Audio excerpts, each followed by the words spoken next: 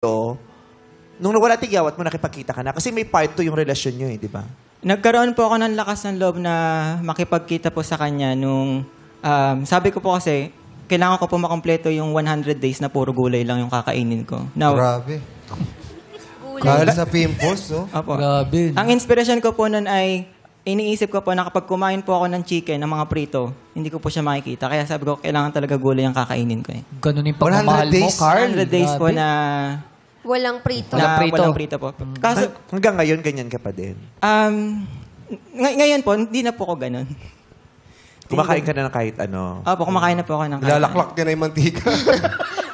Namiss ko to Pinumumog. Oo.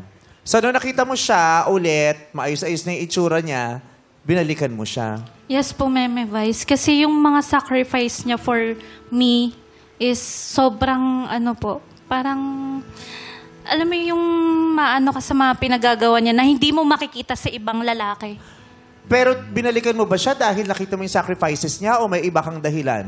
Alam mo ba yung mga ginagawa niya nung hindi na kayo? Yes po, Meme Vice. Sinasabi niya po sa akin through chat. O, bakit nabasa ko dun sa profile? Iba naman ang dahilan kung bakit mo siya binalikan. Ano ba talagang dahilan mo nung binalikan mo siya? Di ba ikaw nga nag-approach sa kanya na balikan ka niya? Yes po.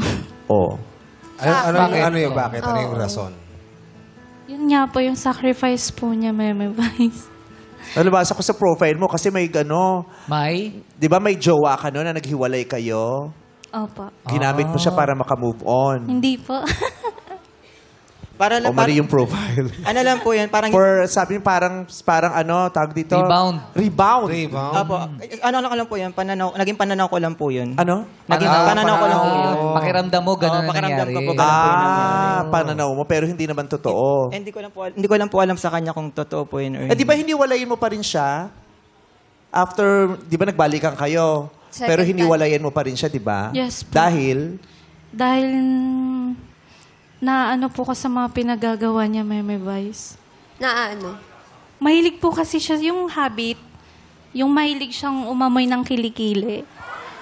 Sweet kaya, no? Yung ginaganon, sinusundot yung kilikili, Baka kasama yun. lambing niya yun. Sa karamihan, Yun nga, sweet lambing yun. niya, pero for me kasi, na-offend ako.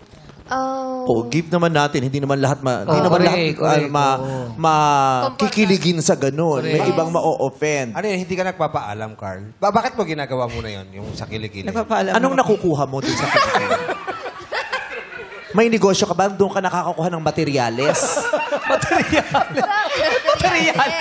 Bakit materials? Malay mo, meron siya construction business. May mga nakukuha siyang simento doon at saka graba na. Para Bakit mo makabuo ba na ginagawa, block? Carl? Ba't mo ginagawa yung gano'n? Ano yun, surprise? Hindi mo pinapaalam? Bigla mo na lang gagano'n. Hindi, nagpapaalam naman po siya. Papaalam naman So alam mo. Opo. So pero ginagano mo. Pumapayag ka. Nahiya na siya Pumapayag kasi naman po ako, kaso nga lang, parang... wala nang supply nung sumunod. Wala nang makuha. Anong una, okay lang. Opo, okay lang naman po kasi boyfriend ko naman po siya. Ba't ka nagsimulang ma-offend? Parang nawala po yung feelings ko sa kanya. Parang nagising na lang ako na parang ayoko na. Sino Yung kiliti- gumising sa'yo? Kasi yun nga yung nabasa ko parang hiniwalay niya kasi na-realize mo hindi mo naman siya gusto. Wala kang nararamdaman sa kanya. Hindi mo na siya love. Opo. Bakit mo siya? So baka totoong ni-rebound mo lang siya. Yung totoo. Kasi bigla na lang nawala. O baka mahal mo pa yung ex mo. Konti. O di ni-rebound mo nga siya.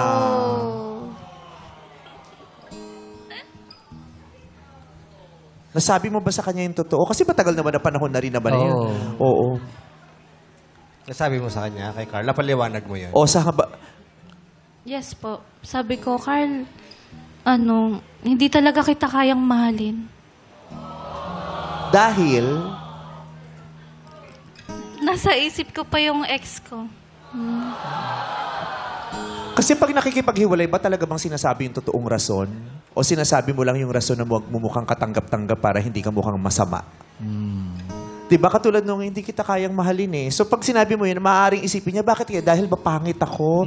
Dahil ba marami akong tigyawat? Diba? Pero ang totoo kaya hindi mo siya kayang mahalin kasi mahal mo pa yung isa at hindi mo naman talaga siya mahal. Ginagamit mo lang siya para mapagtagpan yung pangungulila mo. Correct. Baka si Carl sinisi niya pa yung sarili niya na siya yung dahilan. Siya yung may kasalanan, di ba? Baka Pwede yun. may mali sa ginagawa niya, kaya hindi siya kayang mahalin. Or siya mismo mali siya. Kasi yung mababa na confidence niya because of his pimples. Tapos ganun pa yung mangyayari sa iyo. Lalo na dun sa, di ba, mahal na mahal mo siya. Super in love ka. Sobrang mahal na mahal ko po siya noong time po na yun. Tsaka yung sacrifices na ginawa, hindi kumakain masyado ng oatmeal. Kaya hindi rin totoo na binalikan mo siya because nakita mo yung sacrifices. Isa din naman po yun sa rason, Meme Vice. Siguro binigyan niya lang po ako ng chance na tinitignan po niya siguro na baka possible na mahalin niya rin ako. Pero siguro na-realize niya na hindi niya talaga ako kaya mahalin. Nung nag-break kayo ni Carl May, nakipagbalikan ka dun sa ex mo? Hindi po. Oh. Kasi meron na din po siyang iba. Oh. Kaya di ba ginawa mo, Yun. yung ginawa mo, gusto mong bumalik ulit sa kanya? Dahil nalaman mo meron na siyang iba. Ganun ba yun? Di ba? Yes. Oo. Di ba binabalikan ka na niya pero ikaw ayaw mo na? Opo, ayaw ko na po. Bakit dumating dun sa punto na ayoko na? Hindi niya, sa maraming taon po na lagi ko po siyang pinipili, hindi niya po ako pinili. Oo. At saka nung sabi mo sa kanya, hindi mo siya kayang mahalin, ba't binabalikan mo pa siya ulit? Kasi binibigyan ko siya ng chance dun sa mga... Yung sacrifice niya, Meme Vice talaga eh. Binibigyan mo siya ng chance or you were too scared to be alone and lonely? Hindi din naman po yung rason. Gusto mo, kasi binigyan mo siya ng chance noon eh. Una, binigyan mo siya ng chance. Ginawa niya naman. Marami ka bang pagkukulang sa kanya? Wala po. Wala po. Wala Oo, po. pero sabi mo, hindi kita kayang mahalin eh. Nararamdaman ko po kasi. Tapos umalis na siya. Kapag po pinipilit ko po kasi na mahalin ko siya, parang ang hirap pong huminga, ang hirap mag-isip. Oh, kaya pinalaya mo siya. Lumaya siya. Bakit gusto mo siyang bumalik ulit? Dahil nangungulit-ulit siya, Meme Vice. Balikan ako ulit. Ano ba yun? Talaga bang may nararamdaman ka o naaawa ka sa kanya? Hindi, tsaka nung binigyan mo huli, ikaw na yung kumano sa Isa din. kanya. Yung last breakup niyo, Oo, di ba? base dun sa kwento niya sa story ko na, ikaw na yung gustong bumalik pero ayaw niya. Mali ba yun? Ano po, noong 2019 po, di ba, chinat po siya sa akin na, Carl, gusto ba magbalikan tayo? Tapos, ayun, nagdira-diretso po, hanggang sa nakita po kami noon. Tapos naging 3 months lang po kami. Tapos after po noon, kinukulit ko pa rin po siya ng kinukulit, patuloy pa rin po. Hindi, nung Yung umiscape ka na, di ba sabi mo, ayaw mo na, binabalikan ka niya, ayaw mo na? Umescape po ako hanggang 2022 po.